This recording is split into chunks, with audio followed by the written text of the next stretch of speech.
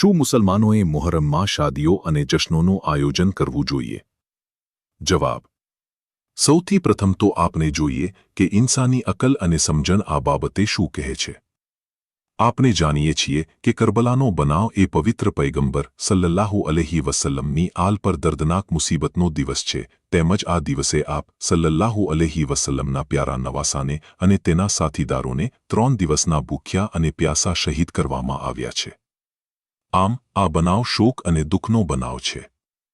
હવે કોઈ પણ અક્કલમંદ એ સમજી શકે કે જ્યારે કોઈ પણ ઘરમાં સામાન્ય વ્યક્તિનું મૈયત થઈ જાય, ચાહે તે વ્યક્તિ વૃદ્ધ શખ્સ પણ હોય, તો કોઈ ઇન્સાન તેના મૈયતના દિવસે શાદીનું આયોજન કરશે?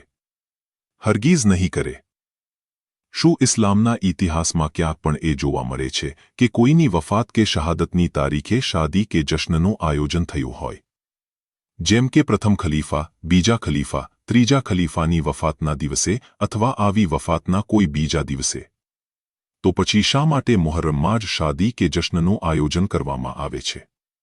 અલ્લાહે કુરઆનમાં ફરમાવ્યું છે, ઇન્નલ લદીના યુઝૂન અલ્લાહ વ રસૂલહુ લઆનહુમુલ્લાહુ ફિદ દુનિયા વલ આખિરતી વ આદ્દ લહુમ અઝાબ મુહીના. બેશક જે લોકો અલ્લાહ તથા તેના રસૂલને ઈજા પહોંચાડે છે, તેમના ઉપર દુનિયાની તથા આખિરતમાં અલ્લાહની લાનત છે, અને અલ્લાહે તેમના માટે ઝલીલ કરનારો અઝાબ તૈયાર રાખ્યો છે. સૂરે અહઝાબ આયત 57. હવે થોડી પળો માટે વિચારો કે શું સરદારે જવાનાને જન્નત અને રસૂલુલ્લાહના પ્યારા નવાસા, જેના માટે ખુદ ફરમાવે છે કે હુસૈન મારાથી છે અને હું હુસૈન અલૈહિસ્સલામથી છું, તેની શહાદત ઉપર રસૂલુલ્લાહ સલ્લલ્લાહુ અલૈહિ વસલ્લમ ગમગીન નહીં હોય? શું ઇમામ હુસૈનની મુસીબતનું દર્દ રસૂલુલ્લાહને માટે દર્દ, ગમ અને ઈજા નહીં હોય? અગર રસૂલુલ્લાહ માટે આ દર્દ, દુઃખ અને શોક છે, તો પછી સૂરે અહઝાબ આયત 57 મુજબ અલ્લાહ કોનાથી રાજી થશે?